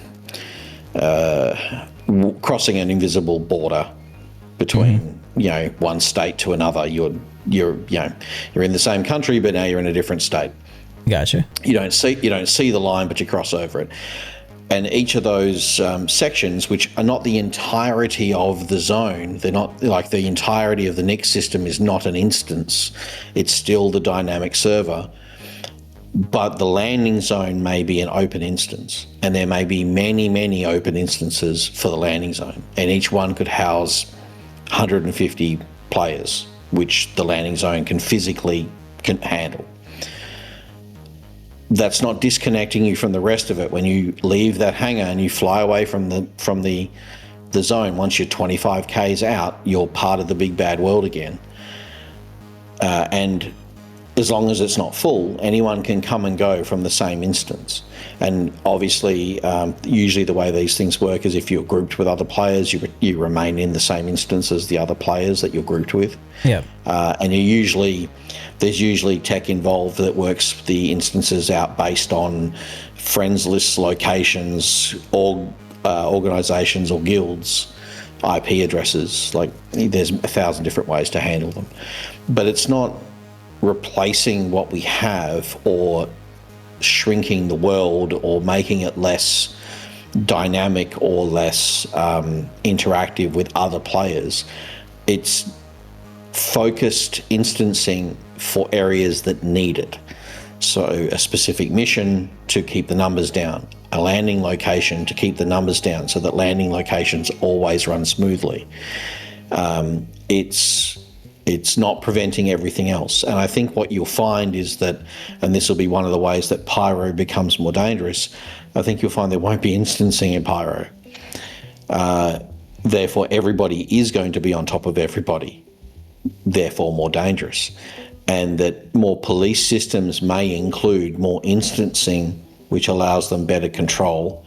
But overall, it's for performance. It's for allowing larger events, larger missions, larger services. And then from a closed instance point of view, it'll be things like you go down to the ASD facility, you get in an elevator. When you step off the elevator, you're in a closed instance. So that particular little area is just for you and your friends while you're there, but the lobby's not. Yeah. And the area leading up to it and leading away from it's not. So you still have that risk of when arriving, but you're not going to suddenly get that surprise halfway through the dungeon when you step off an elevator just before the boss and you get sniped by someone hiding behind some boxes. But that's every single location. It's going to be specific ones. I gotcha. Yeah, and I can see that. I mean, I get it on all sides. I can see how it's controversial. Like I said, I've been thinking about this for the last year. I'm probably late to the thinking about it. Just how the infrastructure was going to work. Like it doesn't make sense to me. So I'm not upset about that, and I still think that could potentially lead us to that single shard universe that they were talking about, especially if they're able to. I guess maybe this makes it easier to have a single shard universe. It does. If you want a single shard universe, you have to have instancing. That's the only way to make it work. With the way servers work, with the way technology works, with the way the internet works, with the way communications work. The only way you can have everybody in one place at one time at the fidelity that Star Citizen has is if you have instancing for events and missions. So then the dynamic part of that is spinning up more servers to run more instances in that area. Exactly. Okay. All right. Interesting. I mean, it remains to be seen. I mean, there's always going to be those questions and edge cases, like how do we handle like dynamic large group space battles? But I think that's in the future. I think we'll talk about that later. You know, kind of like org versus org combat over somebody's base. But I guess that could also be instance too. Like whenever you create something in the world, you're pretty much giving an area to the server to be like, okay. Which is what I said before. So if you put down a base, the area around that base is an open instance. Right. And that way anything that happens in there can remain and can persist, and that whether that be terraforming or the place going up in smoke. Without that, you can't have those. Totally get it. Built it. Yeah. Not with the way they've built it. It's the reason why if you cut down a tree in an MMO, like let's say New World, loved MMO, but if you cut down a tree, it pops back up 2 seconds later. Right. Because it doesn't persist. It just shows you and anyone in that area at the time, just temporarily, that the tree's not there. Right. Well, for right now, I mean, for what they've said, the planets themselves aren't going to be instanced, maybe outside of like a POI. You have to like walk into an instance on foot or quantum into it is what they were showing in the first thing. So like, I don't know if bases will eventually be as well, but fascinating. Seriously, I think that's pretty cool. Let's talk about the municipal works real quick. It is the kind of content that I had talked about. I had a smuggling in Star Citizen if done right video. Again, not popular, but one of my best works, I think, like in terms of my own theory crafting and thinking about how smuggling could really work in a much better sense than whatever the hell we have now. Because it's like, it's not a thing. But the municipal works was what I was talking about, how there should be alternate routes into a landing zone where you're not going through security, where you're coming up through the base, if it's microtech, ice tunnels underneath, New Babbage, or Area 18, the lower levels, like we were talking about, how we thought that's where it would be. So this is going to be in Levski. It's chapter style content. It's instanced. It's kind of very interesting. So it kind of builds off of like what we would see in the ASD facilities, right? Is how I'm interpreting it, kind of like the engineering facility, specifically with all that like pipe work and industrial taken to the next level. No, I think it's again, any content I'm always excited for, because we need more. Like I said, I've said time and time again that the more we add, the more reason those places have reason to be there.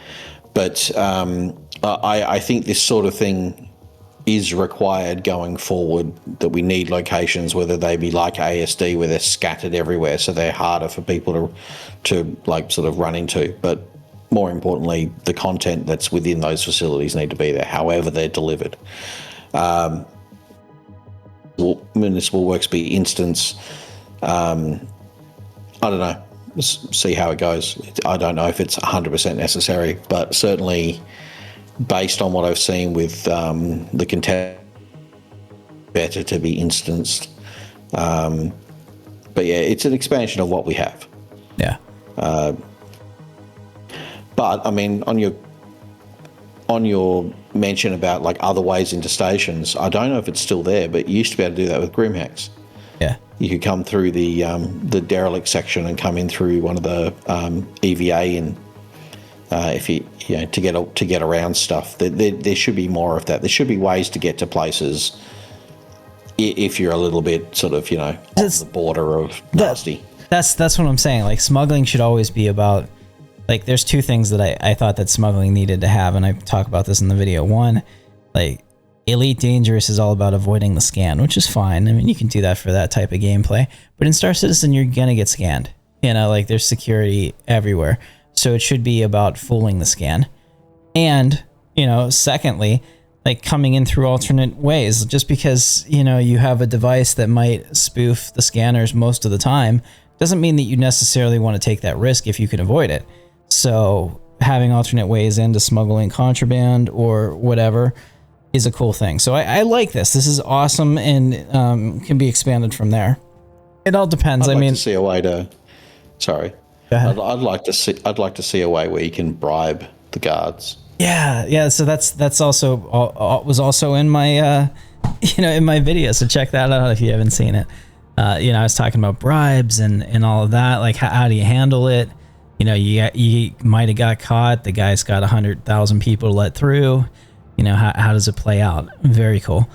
Let's jump into the Road to 1.0 update. So we had a kind of a talk with Richard Tyre where I think that, he wanted to blunt the impact of people's outrage over instances. Now, here, I'm going to be completely honest with you. Last year, when Chris put out, and I've said this a few times, but like I said, not everybody knows everything that I've, gone on record saying in my different videos. Not everybody watches everything. When Chris Roberts put out the letter to the chairman last year about the year of playability, I was so angry. I did not want to see that because I thought to myself, man, you mean like we're not going to make any progress towards, the release date? We're just going to work on playability stuff. And I didn't fully understand what they were doing. So my first reaction was, rage, Like, internally talking to my friends, I was like, I don't like this, I could not have been more wrong. And I'm willing to stand up and say, dude, straight up, I was wrong. This was awesome. This is a good change. It doesn't always work out like that. Sometimes you are right, But like, I think this is part of the reason that like some people call me a shill and stuff, because like I try to, I go by my experience of what's happened to me in the past to know that my first impression isn't always right. And so like, there are definitely things about the instancing that I think will potentially be a downside, but I'm willing to let it play out first and see what happens and then give my feedback. Instead of rage. Like, I haven't even gone on Reddit since CitizenCon. I can only imagine, and there's going to be another group of people that are going to look at this and say, haha, I told you so. Star Citizen can't do what they were promising, without knowing whether or not this is better or worse. I think that, like I said, in some instances it's better. So that's kind of, I think, what Richard was trying to get in front of. He says that 1.0 is still their North Star and that they're on track with steady progress. He wants to add cinematic missions and more mission givers into the game. And the other thing that he talked about, and I think that we touched on this at the beginning, was that his design philosophy has changed this year. And I had a video like that called Open Development is Dead. Check it out, where he just wants to drop whatever they have whenever they have it. They've also closed development. They don't tell us what's going on really in the day-to-day anymore, which is not a bad thing. Like, I want to know as much as I can about Star Citizen. I want to know it all, give me all the information, but not knowing allows them to drop things like, oh, it's ready, get it out there. So in this patch, boom, we get salvage. It's like completely transformational, right? And like, I don't even know if it'll be the mainline thing in this patch, I don't know if it'll be named after salvage. It'll just be like, boom, we completely changed salvage. Here it is in a, ready to go for a crafting state. Hope you like it. Right? It's it definitely allows them to surprise us as players. It also gives them a little bit more leeway. So if something's not ready, we're not like, damn it, where was this? You know, you said you were going to do it. Sometimes cards are slipping still, even with their current progress. But I think that all of us want to have a playable game. So I'm good with that. What did you think about his remarks? Was there anything that stood out to you? I think he was placating a little bit. But, you know, that said, I'm kind of agree with you. I actually think the somewhat closed current development is kind of how it always should be. Even with it being more closed than it has for us for a very long time, as someone who's played many other game alphas and betas over the years, none of them are as open as even this. Sometimes you don't want to see how the sausage is made, as they say. Yeah. I think I quite like the idea of the surprise. I like to know maybe I guess the simple way to put it would be, give me the bullet points, and then I've still got some room for fascination when things, you know, get released and there's stuff in there I either knew nothing about or the intricacies of become more apparent. It's the same reason, like we're all playing an early access game at this point, but if we play everything as it's released and if we know everything that's happening before it comes out, then what's going to happen when we do get a 1.0 and we've done everything? Yeah, no, I totally get you. One of the things I've said this a few times, I'm going to make this video now. I think I have enough evidence from what Rich Tyre has said. Star Citizen is, in my opinion, a released game right now. Yes, it doesn't have all its features, but we're treating it as a live service game that has to be playable in the moment. He even talked about that you know, the player experience today is important, and that when we make changes, we want to make them gradually. So, but you told me that it's not a game. I watched that video. Yeah, that's right. I also said it's not a game because I was told it was not a game. So I got to just, you know, go with what the community wants. The community's always right. All right, let's get into the last one. So they said a space for spaceships, and then they showed us the tactical strike groups. So I think that you nailed this earlier. A lot of my gameplay in 2025 has been ground pounding, which I have no problem with. I absolutely love. But it is Star Citizen. It is a space game, right? And for some people outside of maybe like ship bounties or mercenary missions or things like that, like the ship part of Star Citizen, other than being a transportation, might be lacking. So it's nice to see that there's going to be a focus on those ship activities again, because I would like to get into that. It's one of those things I don't until they come out with the new flight model and totally kill off master modes, which is also something that's supposedly coming in the future. You know, they keep showing us these awesome videos with all these excuse me, the pop-in effect from Quantum Drive, when people are showing up and it's like a bubble pop effect. I fucking love it. You know, give it to me in the game. When we get all of that, I'm going to focus a lot more on space and a lot more on like trying to increase my piloting skill. Like right now, I just have zero interest in doing it since the whole flight model is changing. I don't know if you noticed this, but did your ships that you said that you bought the Shiv, did the control surfaces move for you when you were playing with it? I wasn't paying that much attention. On the Paladin, if I make a turn, the elevators on the side of the ship, the winglets go up and down. So it's kind of like on a plane, it has, I don't know if they're flaps, but whatever the hell they are, I can't say, ailerons. Yeah. They move. So it was doing the same thing in the atmosphere of Origin. I was like, that's so cool. So I'm starting to see like the little bits and pieces of them adding in that new flight model, and I'm really excited for that.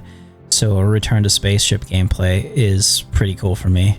Is space gameplay something that you like as well, or are you more ground focused or kind of well-rounded? No, space gameplay is what drew me to the game in the first place. Yeah. The ground stuff was a bonus. My wife is brilliant with FPS gameplay. Always has been. I'm okay at it, but I'm pretty good at flying. I'm not the best at flying, but I'm pretty good at flying, and I just don't get enough. I can't do it enough at the moment. So with between the modes and the lack of focus on it, I haven't had a lot of opportunity to really muck around in that field of things. So I'm actually really looking forward to this this tactical mission system that they're bringing in for Nyx. Yeah, so let's see it eventually. Let's talk about that. So it's a giant. People were saying in the comments, they're ripping off Star Wars. Okay, and yeah, yeah, do it. Oh no, that's cool. When somebody else did it, you can't do stuff like that. I disagree 100%. Like, I want to have experiences that are awesome, and the trench runs and all of that are neat. I really like the focus on trying to give ships meaning in a role. Like, for example, we have there's like over 200 ships now in Star Citizen. If it's not 200, it's very close. It was close to 200 last time I checked, and we just got a bunch more. They've sold us so many ships that have for the longest time been worthless because they weren't the best. Like, everybody's always looking for the min-max, the meta, like what's the absolute best that I should use for this to get the best return in the fastest time. And when you do that, you kind of like go towards one ship. They try to balance everything, but there's usually something that stands out a little bit, and that becomes the go-to. But having a mission like this where you need that Eclipse, which otherwise you probably would never use, or maybe the Gladiator, which I still think is completely worthless. I love the Gladiator. I did my video on it. I have one. I'm not melting it. I'm glad it's getting a skin, but it's still in rough shape. The Eclipse is 19 times more powerful than it in terms of firepower. 19 times. I mean, like, it's not a little bit. It has no role, really, especially if you use two people in that ship. That's a waste. But I like to see that. I guess ship classes are playing a role, so to speak. Like, light fighters do light fighter things, heavy fighters do heavy fighter things. Bombers have a place in that. Capital ships are there to provide cover support and stay back. Like, it looks really well thought out, and I love seeing it. What do you think? Like, are there things they can do to improve that? Is there something they didn't think about it? I don't know. Just give me your stream of consciousness with it. Well, I mean, the issue with ships at the moment is the only real metric you have when it comes to a combat ship is dogfighting, because there's nothing else for them to do. There's no bombing missions. There's no run and gun missions. There's no blockade busting missions. There's no deliver a group of armed NPCs to the ground in a combat zone missions. There's nothing else to do other than shoot at another ship with a ship. So we have all these ships, and they just have no purpose. When you start giving ships purpose, you start removing that need for the meta, as you sort of mentioned. So at the moment, like whatever people consider the meta ship, I know it was the Arrow for a really long time. It loses its focus if it can't complete a goal. Right. So it'd be like trying to take an Arrow to run cargo, right? When the mission's bombing. You need to start diversifying what you're doing, or you need to know friends who have the ships that can fill the other roles. I think it's a really good step forward. I think it's this mission is going to be a lot more popular than a lot of people think. I don't care that it's sort of a rip-off of something else. It's not really. It's more of a, what do they call it, an homage? Right. Homage. Absolutely. Well, we play these games because we're inspired by franchises that we want to experience ourselves, right? Yeah. And I've played the trench run in many different Star Wars games. I've done things like that in all kinds of Star Wars games, and I don't think that experience is necessarily a Star Wars only experience. I think that it's it gets burned into the lexicon of into the, I guess, zeitgeist is the word, of like science fiction and fantasy and what you want, Like, it's like saying that if you're going on an epic quest, across the continent in a do or die situation, you're ripping off the Lord of the Rings. It doesn't make any sense to me. Like, yeah. There's plenty of room for all of that. But I think it looks cool. I'm very excited about that. And I think that this is a place where the group finder could be huge. You know, because you're not necessarily going to know everybody that has every role covered. So you have somebody that joins and they join with their maybe they join based on ships, right? So you say I'm queuing up with my gladiator, or I'm queuing up with my guardian. So I get put into that slot, and then you go. That'd be so cool. I mean, like having that as an instance, so it has like really great performance, like arena commander level performance, or better, because it could be optimized for that specific scenario. That's the other thing too. Like having the instances allows for the optimization for that specific quote unquote level, since it's like it's its own thing. Yes, and will definitely help with performance for a lot of people if they're able to do that. I mean, I just see the sky as the limit here. I'm excited about this. I think it's one of those things I didn't expect any big reveals at CitizenCon, and I would consider this one to be kind of a big reveal because it's something that I have thought that we needed for a long time. That Boom, you know, obviously they do too.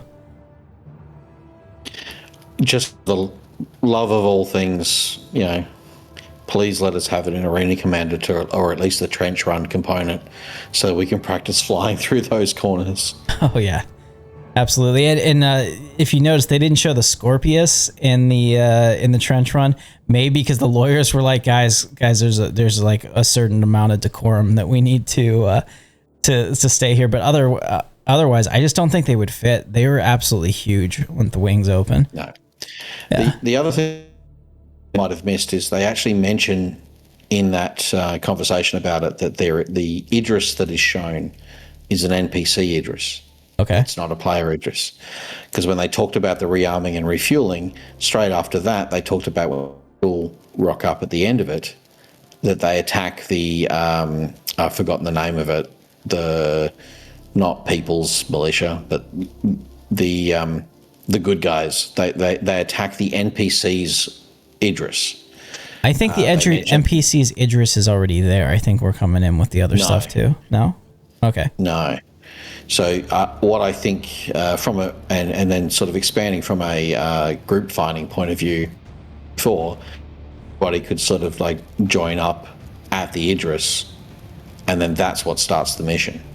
So that you, as I mentioned before, that location thing. So like you rock, and then it puts out the mission. We need this, we need that, we need the other. Everybody jumps there, and then it does the joint jump to the instance with the Idris. But it's not requiring you to bring one. That's something that you can probably bring just about everything else. But that particular, the core of that little fleet that jumps in there is NPC controlled Idris. Oh, that's cool. All right. Well, I'm looking forward to it. Let's wrap it up before we get into our smooth brain comment. So what was missing? Right? We got to talk about the big things that we didn't see. Engineering. Do you like? I'm looking at that. Like, engineering wasn't shown because like they've hyped it up enough, and it's still not here. That maybe they don't want to draw attention to that and just finish working on it and then make it its own thing with like a big inside Star Citizen and then a huge reveal. Do you think that that's possible? I don't think engineering needed to be at CitizenCon. Okay. I think we've seen enough of what it's supposed to be, and at this point, it's just about releasing it. So I think while it's core to a lot of things, we it has to be there for crafting. They showed crafting, so. I don't think we need to be shown engineering again. I think we need, the next time we see engineering should be them saying, hey, next patch is engineering. Here's the Inside Star Citizen on it. Yeah, okay, that makes sense. And do you think that's going to be near term, long term? I'm thinking maybe Q2 next year.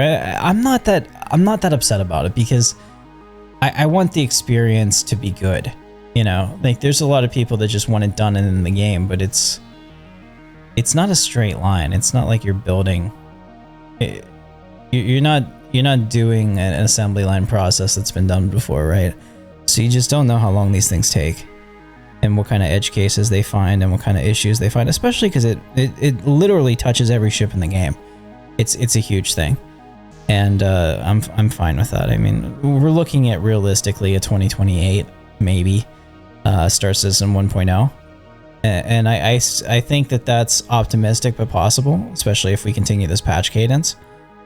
I could see that like late 2028, maybe 3 years from now. But yeah, I've never been like has to be done right now. I've always been like, let's make it good. And I feel like I'm gonna live for the next 40 years, so I'm like not in a big hurry to do anything. The other big one that was missing was base building. And do you think that was maybe that was the cut segment potentially? Because you have to remember, a lot of this was filmed back in July from what they were saying before, right? So it's not necessarily that we were getting the most up-to-date information during this. We were seeing things that are at this point, what, like 3 months old, maybe. But no base building tells me that maybe they want to make base building its own event. Like maybe like I don't think the release of base building, I don't think an Inside Star Citizen is big enough to cover how monumental that is for the game. How many people will instantly be like, yes, I'm going to check this out. Oh my goodness, you mean I can do Star Wars Galaxies? You mean we have player housing? You mean I can build a player city? You know, all this stuff. And maybe since they were talking about trying to release systems more as like a here it is, they're testing the crafting first, right? Because they're testing it through the weapons, and then we'll be crafting those bases. So it's kind of like, let's drop it all as the to-go ready system. And, you know, adding things like the orbital space stations could definitely come later. But I'm talking about like as far as the ground goes, when you drop it, like have it all drop together. Do you see that, or do you think that we'll still get a piecemeal rollout whenever it's ready? I think at the moment, with the information that we currently have, I think we'll get crafting early next year. We'll have engineering mid-year. Okay. And we'll have base building as the major patch towards the end of the year. That makes a lot of sense. Or early the following first quarter. So, my reasoning behind that is kind of, you know, what you're saying, like crafting is sort of step one. It probably touches on some of the features and some of the back end stuff that engineering would also touch. Mm-hmm. Because it would be it would be using of in-game assets and materials to create or change the state of something also in-game. So crafting's probably somehow, or at least to some extent, almost like a tier 0. Mm-hmm. Engineering, because it touches everything, there's no way it's going to drop until they have looked at everything. And that includes, you know, every ship needing some kind of engineering pass. And it's entirely possible that engineering could be 100% ready to go, but there's still 25 ships to go. Right. So that work needs to be done first. And I just think that we'll see crafting, then we'll see engineering because of that delay, because of how many ships we have and how much has to be rolled out. And how many other systems it's going to affect as well in the game, like everything from how you light stuff to how you power a base to how outposts work. It's all going to move over to the engineering system because it's all going to be physicalized. So we get crafting, then we get the ability to produce those things, then we get base building, which is the culmination of those other features. Yeah, no, I think you're 100% right there. There's definitely a cadence to that, and I just thought about it. There's a reason why we didn't see base building. I don't think that we'll see base building until all of the planets are transformed to V5, right? Yeah. So that's one of the things, like, because if you drop base building right now, and the only place you can that you can build a base is Nix 1, which is the habitable planet. Nix 3, I think we said earlier, is actually the gas giant. So if Nix 1 is the only backwards. Yeah, it's no problem. But if Nyx 1 is the only V5 planet to start with, you know, like there's not enough places. So they essentially need to have Stanton and Pyro build out to V5 too. And then base building becomes a thing, because you want people, especially if they're going to invest the time in your game, even in a testing state, to build these bases, to have enough area to spread out, right? And not like crash your server or have an awful experience in one place. So that makes me think about it. I mean, I could be wrong. They could be like, nope, you know what? We're just gonna do it. We got Planet 5 in. We got base building. Here you go. But I could see that as like its own major event. Like the ability to build a base in the game is so huge. Yeah, which is also why I was saying like it needs to be separated from other things, because there are other major things that need to happen in that time frame as well, like other entire systems. You know, to reach a late 27 or 2028 1.0, we need other systems throughout that time frame as well. So if you've got other systems which are a major release, and then you've also got base building, which is a major release, they have to stagnate from each other. So whatever year we get base building, we're only getting one system. Yeah, makes sense. Okay, well, guys, thanks so much for watching. Now we'll get into the last part, and for this, I'm gonna let Keenan take it away. So our smooth brain special comment of the week actually came from our CitizenCon live stream. So Keenan, why don't you inform them? I don't have a screenshot of this, but you can tell them what happened. So there was a couple of comments in the system, not all by the same person, but all with the same, you know, trying to think of the right word for it, all with the same claim. Wrong word, but it'll do. That we've only been delivered. We've only seen one thing delivered this year, which I just can't quite fathom. Yeah, I mean, like, if you're looking at, I think that maybe if they're saying, like, everything we saw in CitizenCon last year, they only gave us one. I can't even think of what that one thing is, because I've been so enamored in everything else, you know what I mean? Like, I'm not even focused on it. I just, like, sat there and I thought, I'm like, what do they mean? You know, like, I've been doing so much different things. Hathor, Stormbreaker, the ASD stuff, it's just all been amazing.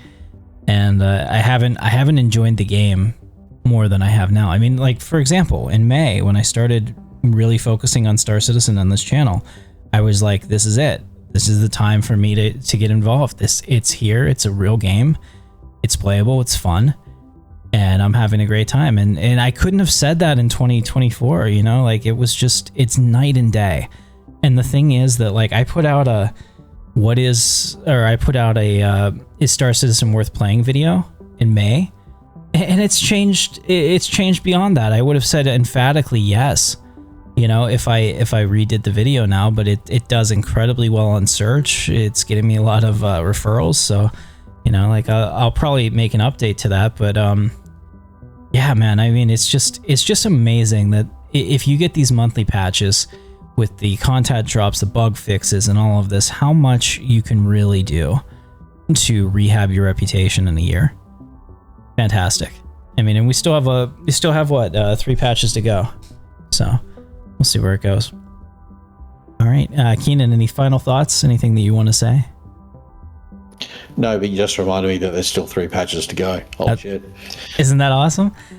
Yeah. So, like, assuming that, let's say that they're able to do a patch a month, or let's say that they do 11 patches a year, since that would be the cadence that they had for this year.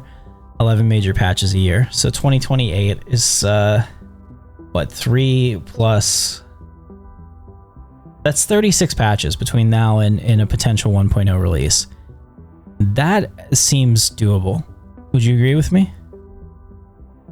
Yes. Yeah, I mean, like, when people were like, oh, 2028, that doesn't, but when you break it down, if you're like, yeah, if they could have 36 patches between now and then, yeah, I could see that working. Actually, it's probably, I'm wrong. It's way more than that. What is it? 11. Oh wait, no. 11 times 3 is 33 plus 3. Yeah, 36. That's how I came up with it. I was thinking to myself, what? I was second guessing myself. But yeah, so pretty cool. So guys, drop it in the comments. Did we miss something? Do you disagree with me? I hope that you like this. It's a longer form episode, probably something that you can listen to while you're at work or just playing a game or in the background. I totally appreciate it. So for Keenan and all the other guys in the panel that couldn't make it today, thanks for watching, and I will see you in the verse.